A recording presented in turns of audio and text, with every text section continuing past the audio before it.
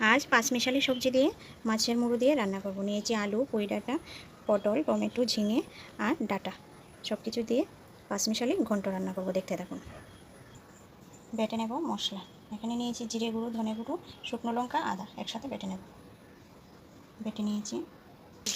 ঘন্টর জন্য মাছের মুড়োটা ভেজে নিচ্ছি। মাছ ভাজির যে তেলটা রয়ে গেছে সেটা থেকে দিয়ে দিচ্ছি ফোড়ন। দিয়ে দিলাম পেঁয়াজ কুচি। পেঁয়াজটা হালকা ব্রাউন হয়ে গেছে, দিয়ে দিব মশলা। বেটে রাখা মশলা দিয়ে দিচ্ছি। মশলাটাকে কষিয়ে নিচ্ছি। হলুদ গুঁড়ো, কাশ্মীরি লঙ্কা গুঁড়ো, মশলাটা ভালো করে কষিয়ে নিয়েছি। এবার দিয়ে দেব কেটে রাখা সবজিগুলি।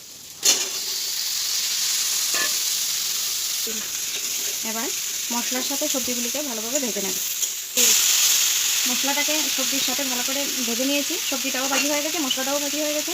এবার দিয়ে দেব ভেজে রাখা মাছের মুড়োগুলি। মাছের মুড়োগুলি একটু আধ ভাঙা করে দেব। এবার একটু নেড়ে চেড়ে অল্প জল দিয়ে ঢাকা দিয়ে সেদ্ধ হতে বসিয়ে দেব। স্বাদ মতো নুন দিয়ে দিলাম, অল্প একটু জল দিয়ে ঢাকা দিয়ে দেব। ঢাকাটা উল্টে নিয়েছি। এবার দেখে নিই সবজিগুলি সেদ্ধ হয়েছে কিনা। সেদ্ধ হয়ে গেছে।